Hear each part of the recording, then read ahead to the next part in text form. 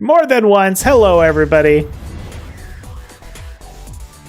Hi. Hello. Welcome back. Good Welcome evening. back. I'm not sure why you're here. Oh, that's right. Because we're awesome. All right, I'm done. Well, 50% of us are. Yes. I'm just here for the peanuts. Yes. I send Joe peanuts as a form I of don't even know what that compensation. means. No, I don't actually do that. Somebody will file suit. No. Don't believe anything I say. Welcome to Roll for Effort. I am Jason, and this is Joe. And tonight we are here to have another old man RPG discussion. And this is very spontaneous, so bear with us, because if it doesn't make any sense, that's by design. It's a bug. It's a feature, not a bug. Right? It's a feature, not a bug. Right? Oh yeah, this channel is free. Like, we don't charge anything. We're not selling anything. We got what do we call it? Well, we're not selling anything yet. We might sell something someday. We don't have ads running. If you like this, please share it and tell people about it and be like, hey, there are these guys out there and they're just so cool that you should subscribe to them and write them notes in comments, and they absolutely love that. They love it. So, commit. Yes. Commit. Get in there, comment, say howdy ho, and we'll say hello de doo Yep. right back. Yep. Or, we'll be a lot more mature about it than that. Right? Yep, comment, give us some thumbs. We will share our thumbs with you. Focus. There we go. There we We'll go. share our thumbs. Share your thumbs with us. Yeah, and we have live play videos too that show up on another one of our channels, a Roll for Effort Gameplay Archive, which is linked down below. Otherwise, it's almost impossible to find, so good for us. And so you can watch our live stuff there. And if you want to play in a game with us, check out our Discord, also down below. I run a weekly community Barrow Maze game, and I throw out like an invite like every week, and I'll say who wants to play, and they join, and we just start and go. Very old school sandboxy, dive in and out. Drop in, drop out. Yeah, Yep. there's an ongoing campaign, right? So if you make every game, then there is an ongoing story that's happening. But it's by design, you are the campaign, right? Like, your individual story is a story arc in a campaign, and so when you're there, it's cohesive as far as you know. So it's good. It's good. It's fun. Come and join us. All right, the discussion. My one-armed cleric is still helping out in the church until he shows back up. Yeah. And tries to brave the barrows once more. Or gets turned into a zombie. Cough, cough, drink, drink. Or gets turned into a zombie. What? I don't know. Zombies happen, especially to clerics. Yes. They're just so... But enough about clerics and zombies. They're just... What are we doing today? What are we doing today? All right, so this is very spontaneous. So I asked Joe a question. So it's interesting. I have a monster load of RPG books behind me and on my computer and elsewhere in this house. Like, we cram them into... We get like dressers just so that we can fill them with books. I mean, we're crazy people. And I think, Joe, you have a similar lifestyle, right? I likewise have bookshelves and boxes that are just cram-packed full of role-playing game goodness of all kinds of different systems and everything that you can imagine. Yeah. And yes. And so this is very interesting to me. You mentioned that you don't buy modules, and I was like, but how? You have so many RPG books. So what is it that you look for in your RPG books, Joe? Content, usable content. So I'm usually buying source books or supplement books, in addition to like core rule books. Like I usually I don't go with adventure modules because I just prefer to kind of make them up as I go. Right. I just prefer to make up my own adventures. I generally don't buy and have rarely bought adventure modules. Yeah, and I actually I go for the supplement books because I want that meaty content that I can just read into, tear off a big old bite, and then come over and feed it like a mama bird to baby birds to all of my players. So what is all this new content? What's the difference though? Like, that's what I'm trying to wrap my head around, because I actually have a bunch of modules that I own. Right? Right. But you don't buy modules. You said you buy source books. Yep. So what is the difference between a module and a source book? Like specifically, what in your mind, like why if Wizards of the Coast puts out a book on like giants, why would you not buy that adventure module? Well, or do you? Or how does that work? see, that's the tricky thing. Like, I mean, if it's a book that's just an adventure, then I'm probably not buying it. Like, I'm probably not interested in whatever that adventure and that adventure content. I'm probably not into it. I mean, I will support friends. Like, I buy a lot of like adventure stuff from all these RPG writers that I know. Right. I know far too many. You guys are big in the bank. Stop it. I'm just kidding. I'm keep doing it. Yeah, don't ever change. But yeah, like so like I there's a couple I buy that way, just to support friends and stuff. But for the most part, like I'm looking for I don't want them to give me an adventure. I want them to, like, for instance, these are going to be some vintage, or not vintage. These are going to be like some old school walkthroughs. As some of you folks know, watching a lot of our channels, we're currently playing Star Wars using Absolute Tabletop, courtesy of Matt Click, the Hyperspace D6, which is a boiled down version of Star Wars by West End Games. Right. So we're currently playing that. So I have all my books out and handy right here on the table. This is a supplement. This is a source book. Starport guide. There's not an adventure in here. I think there's a couple hooks. There's ideas to get adventures going. Like if you open this thing up, like it is flat out just full of starports. It is just different starports. Like here's Kuat, right? We open it up and it tells us it is just loaded up with passenger and cargo ports, different things that are in this inbound traffic information, traffic staging area. I know that sounds really dull, but some of these things are for, there's code violations and whatnot. Yeah. There's a bunch of devious traffic you throw at your players. But that's useful though. I mean, we just in our last game we experienced that. Like you used literally those places you just said, and there was like a code violation, and we were like, "What?" There's there's just some beautiful kind of, I guess, inspiration art piece stuff. There's other little bits. There's things here. There's stuff talking about licensing. You can get licensed to have better stuff. A lot of these have these staging. I don't know how well that shows up there, but traffic staging system. So you can. I mean, there's just little things about where the traffic flow in the system goes, which it seems like it's like, do you really need to know that? Maybe not, but if you do know it, I mean, you have it here. Your players are leaving the planet or leaving this starport. They're running off. They just go flying out. Oh, cool. Now with the guys pursuing them and the incoming traffic that they just flew into, you've got Star Cruisers coming in to go in and dock, and now you're whipping past those. Like, you could play with the traffic lanes. Like, there's stuff like that you can just use as a game master. And this is just full of that. And it goes into, different characters, spacers that you can meet.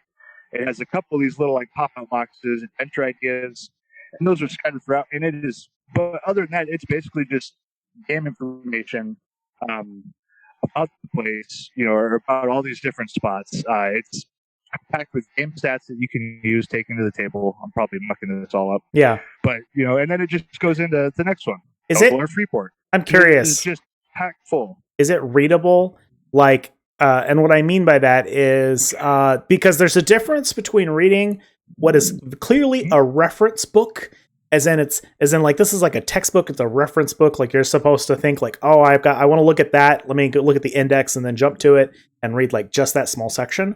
Or is it cohesive enough that you could read through the whole thing without falling asleep?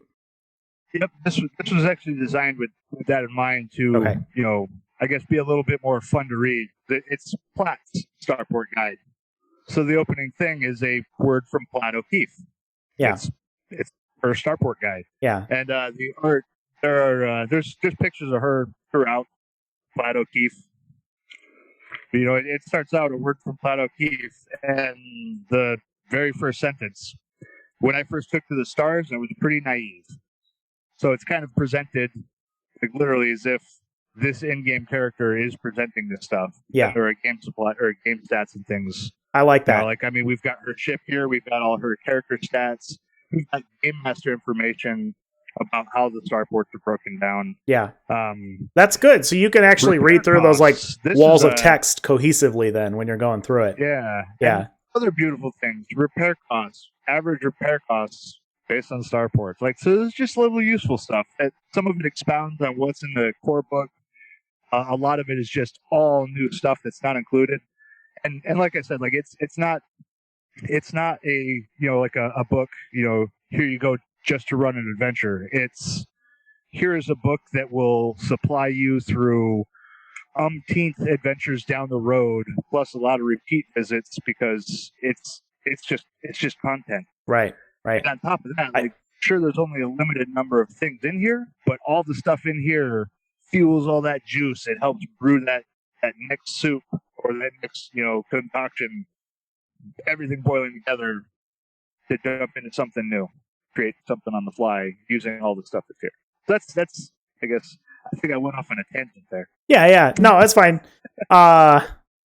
That's a good example, right? And I think that gives people kind of the core focus on the kinds of things you're looking for in your books. I think I might do almost the same thing, although I might look at some slightly different stuff, right? So in my mind, the problem with, and I'm not saying there is a problem with, but like in my messed up head, when I have an adventure module that's storylined out, like go here, then go there, then go there, it's for one, they have to be written so that they're so extremely generic that it would apply to like a giant audience, right? They're trying to hit a target audience as big as the nation. So right? To me, it's way too generic. Like the hooks they include are so generic, you might as well toss them out because they're not gonna hook anybody in. Nobody's gonna be interested in, some NPC they've never heard of. Like you need to attach it to them, like have a scene where you role play out and they're like a family member or something that's going down. Where people can really sink their teeth into it. And so I think that that's a problem with supplements.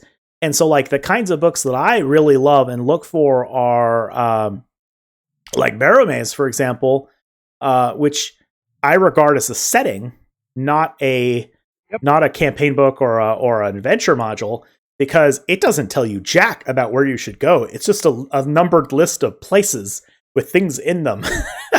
And some random tables about things that you might encounter in those places. Like Rapana Thuk. Rapana Thuk is very much also... Yes. It's basically a giant setting. Right. Although I can read... So here's the thing. Barrowmaze is so reference-like. It's pure reference. Like, it's intended like, okay, they're going to room 78. Let me look at 78. Okay, yeah. I got like a couple lines about what's in 78. Like, you can't read through it. Like, your brain will turn to mush and melt out. Or maybe you can, but I can't. Whereas, like, Rapana Thuk is written almost a little bit more like the book you're talking about, right? The Star Wars book, where they take a lot of effort into writing like a mini history, and it's almost like you're reading a story that tells you what's in the place. And so, like, I can sit down and I can read through Rapana Thuk, like room after room, and it's interesting and engaging. But I can't do that with Barrowmaze. And that isn't to say that I don't like Barrowmaze. I think Barrowmaze is easier to pick up and do on the fly because it is just a short little snip of what's going on. So that's interesting. I mean, so that's a good thing. So I think we both agree. Then it sounds like we both agree that the best content to look for to fuel your forge, your dungeon master forge and game master forge of just like repertoire of inspiration, is not an adventure module where they're trying to give you a story that goes plot by plot. And someday I'll have to tell you about it. I attempted my second game that I ever ran, or second campaign that I ever ran. I tried to use an adventure module and stick to it, and like it just didn't work because the players were like, whoop. And I was like, oh shit, and we went off the page. I don't know what happens next. And I'm like a brand new DM. I don't know how to improv yet. Well, I don't know if I would say like one type of book is better than the other, because I think a lot of that comes down to the type of game master or dungeon master that a person is. Because some dungeon masters, like you or I, we just want that book that's just full of like, give me the stuff. Just give me that whole big old box of Legos. I Yeah. don't care about your instructions. Put all those pieces into one big pile, and I will dig through it and pull out all those nuggets and build the thing that I want. Yeah. We're Totally. more in that scale. Like I don't want There are, the path. I want the rooms. Yeah. Just the rooms. yeah, there's some game masters that like they don't roll that way. I mean, it's just the differences in all of us. Some game masters, like they don't want to just fly by the seat of their pants. They want to look and have the whole flight plan laid out. They want to see what's going on. They want to know what's going on. They want to plan ahead for those steps. And that's where like an adventure module is kind of already laid out in those steps. So I think for different types of game masters, I think both work. Yeah. Just for me, I just don't. And there are many shades in between too. Because I think you're right. I think we might represent one side of that spectrum pretty strongly. But there are tons of dungeon masters out there. Improv style. Yeah, but I can think of at least a couple of people that I've played with within the last few years who would prefer the building blocks, but when they go to play the game, it's organized as a module, right? As in, like, we're going to this room, and you're going to this next room, and this next room, and they'll flat out tell you, like, well, if you want to go someplace else, that's cool, but I don't have anything content prepared, so we'll have to come back for next week then if we're going to go that path. Yeah, totally. So I think it's a massive spectrum. So that's interesting. I don't know. I hope that discussion is helpful to people out there in some way, or helps coalesce some of those brain juices about like, where's your money best spent? Where do you fall on that spectrum? What are the kind of things you are looking for? Right. What I want to know is, what books do you buy? Yes. What kind of things are you getting? Head down in the comments. Let us know. What games are you playing right now? Another good question, I guess, for anybody watching here. Have you ever taken, for instance, I got the Star Wars stuff. Have you ever taken one book and used the information that you had in there and turned it around and threw it into another game? So let us know in the comments if you have, and let us know what that book was and what the switch was. Like, I'm thinking the weird thing is, if I was to take some Star Wars right here, use some of the cool concepts in that, and turn around and throw it into a fantasy game. Like, how wild would that be? Yeah. Like, what kind of crazy things have you guys done? Let us know in the comments. Let us know what books you prefer, what type of things you're going through, and we'd love to hear from you. Love it. Love it. I think that's a wrap. I think we got it. All right. Thanks, everybody. Thanks for stopping by. Catch you next week. Bye. Bye-bye. Got the button. Push the button.